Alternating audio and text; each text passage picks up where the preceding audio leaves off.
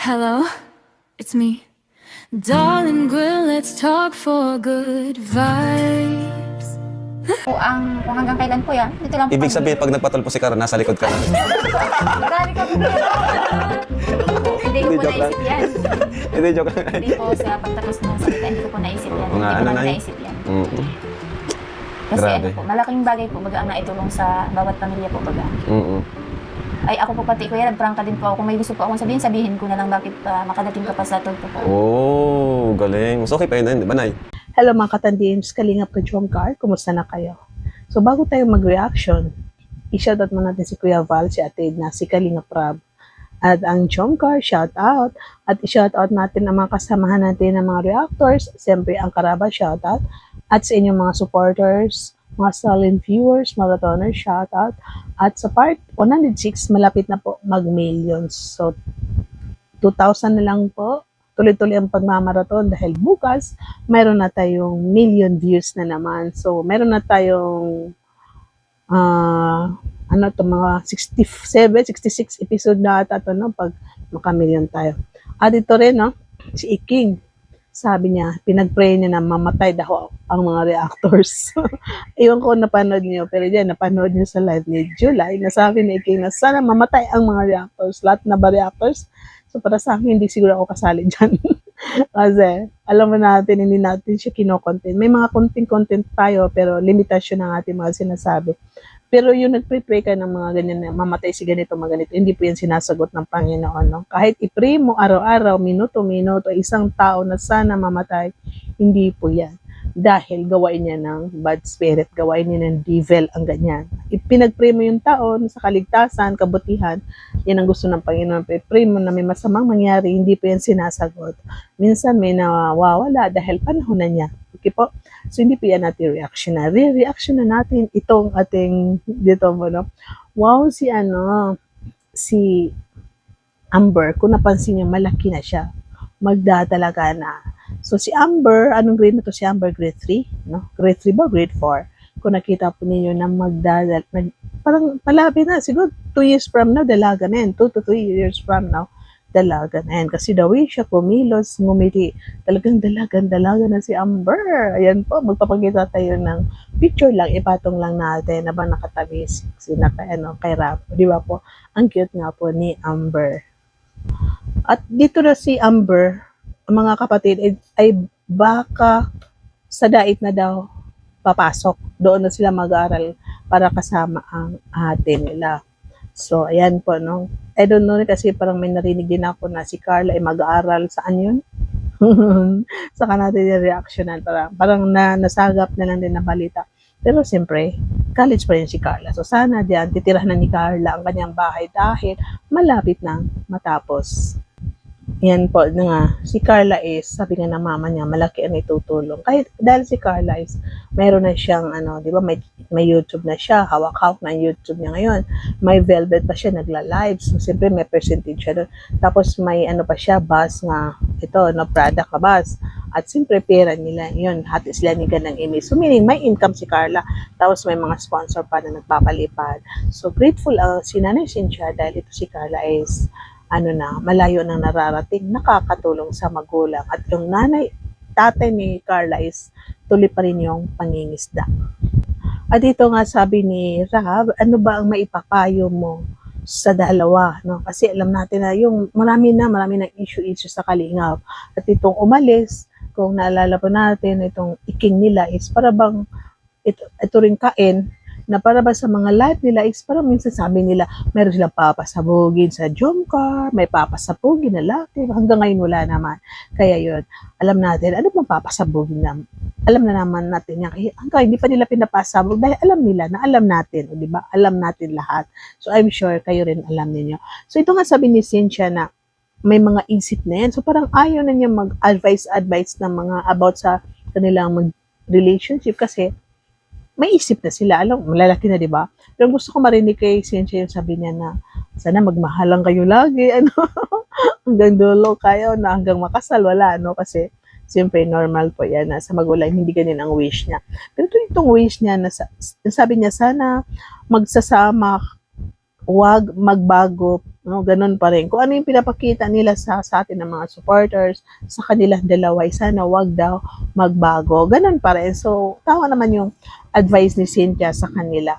At siyempre yung sabi niya, marespeto sa tao, marespeto kayo sa inyong dalawa. Kasi nakita po natin, ito si Jomar at si Carla, yung respeto nila sa atin ng mga supporters, nandyan pa rin. Nandyan pa rin yung po. Kahit may basher si Carla sa live, parang sinasabi niya, ay, may basher. Hindi siya nagsasabi ng ikakasama ng loob ng mga tao. Minsan sabi niya, ipag-pray lang daw ang mga basher. Hindi katulad ng isa nun, na sa live niya marami tayong narinig. So ito si Carla, ang pagkakaiba ni Carla sa iba is yung pananalita, yung respeto niya sa mga tao, sa supporters is ganun pa rin. Pero Nay, yung tiwala mo kay Papa Joms, dati pa rin naman. Alam mo po, Ano masasabi niyo po sa kanilang dalawa? may mga isip na po yan. May mga isip na Isip na alam po nila ang dapat. Ano lang may papayo mo kay Papa Joms at Nanay, Ate Cynthia? Yung papayo mo kay Jomar? Ano po, yung pagsasamantala, magbago. Ganun pa din. Tapos yung respeto po, baga sa tao, huwag kalimutan po. Joms, narinig mo yun. Ako na nag-open para alam mo. Ano tayo, sabi niya, nasa likod pa rin kami kaysa thumbnail natin, nasa likod si Cynthia kasi meaning na nasa likod, nandyan pa rin nakagabay ang mga magulang ni Carla, no? Ay meaning, nasa likod pa rin kami kasi meaning nakagabay ang mga magulang ni Carla. At ngayon, dalawa ng bahay ni Carla, di ba? Yung pinatayo ng mga sponsor at dito sa pangalawa, sahod niya sa YouTube, may nagpapalipad sa income niya. At yung sabi ni Carla, yung pangarap niya magkaroon ng bahay na tupad ngayon, dalawa ng bahay. Kasi sabi ni Rab na, ibinta niyo po, ba't niyo ibibintang isa? Ay, naku, wag naman po. Sabi na Essential. Ako din ko, ba't ko ibibinta? Mabuti yung dalawang bahay mo kasi investment yan, no? Tapos, hindi naman forever na nandoon naman sila sa diet. Normally, napapasyalan nila si Carla. Tapos, uwi pa rin sila sa room. So, dito tayo, yung promise ni Jomar na kinilig ang lahat. Nasabi niya, may promise daw siya bago ang. Ano yung bago ang? Maraming ibig sabihin yung bago ang. Di ba? Bago ang makatapos ng pag-aaral, bago ang, so di ba? So, yun ang promise ni Jomar na papatapusin niya si Carla, no? Bago. Yung sabi niya na, diba alam natin na si Carla is priority niya ang pag-aaral. So, yun nga, promise ni Jomar. Ito, papakita natin ulit. Alam ko, memorize na yan. Nasabi niya, promise niya na papatapusin niya si Carla bago ang. Ano kayang bago ang? Yun, kasi nabanggit niya na priority talaga yung pag-aaral. So, may papangako naman, ko naman po yun nanay na matapos po muna si Carla sa pag-aaral. Bago ang... Ayun, yung bago ang, kayo na lang bahala anong karugtong doon. Basta ako, alam ko ibig sabihin nun. Siyempre, kayo talaga. Huwag kayo mag-green-minded ha. Basta bago ang, siyempre, bago ang kasal. O, diba, bago ang, ano ba dyan? Apo. Mga no, yan. At dito nga, sabi ni Rab na, naku nay, baka ipatolpo nyo ang kalingap. Sabi ni nanay, hindi namin gagawin yan. Kasi sabi nga ni Cynthia na, kung mayroon ako sama ng loob, hindi ko nagustuhan, kakausapin, no? Ita-chat, tatawagan, puntahan, o diba? Yan ang tama. Hindi yung ila-live mo, itotolpo mo. Kung galit kasi sa tao, kausapin mo. Kasi sa chat kasi o sa tawag, pangit. So yun, pwede kayo magkita, pwede niyo puntahan yung isang tao, bisita niyo sa bahay niya, o pwede mo papuntahin sa bahay mo, sabihin mo may kailangan ka, o yun, mas maganda na puntahan mo na lang isang tao na hindi ka magwawal doon. Siyempre mag-uusap kayo, sabihin mo masamang loob mo, ano yung ikinasama ang loob mo, ganun. Hindi yan sa tolpo, kasi sa pagtolpo ka, hindi yan matatapos.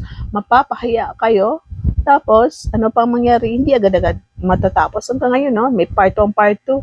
So, ano nangyari? Wala pa rin. No? Maingay pa rin. So, tama yung sabi ni Cynthia na pag may sasabihin ka, masamang loob mo, importante kasi sasabihin sa isang tao, hindi mo idadaan sa tolpo, kundi kakausapin mo.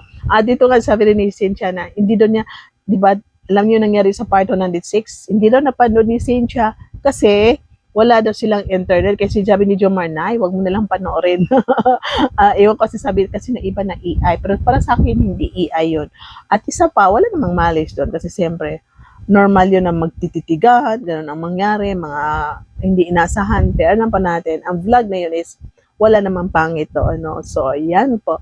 Sana nagustuhan niyo ating reactions for today. Paki-like, paki-subscribe. At siyempre, sa mamaya naman may susunod naman na reaction. No? dito na part sa 107. At gusto kong mag-live siguro next time na lang. So, bye-bye. See you in my next reaction video. God bless you everyone. At my promise si Jomar. Pagkatapos ang, comment kayo. Ano yung pagkatapos ang. Bye-bye. Darlay ni vlog ang boses ng jungkar. Pingkalingap ang sigaw ng nangangailangan ng tulong. Tara pag-usapan natin at mag-reaction at chikahan. Darlay ni vlog ang boses ng jungkar. Pingkalingap ang sigaw ng nangangailangan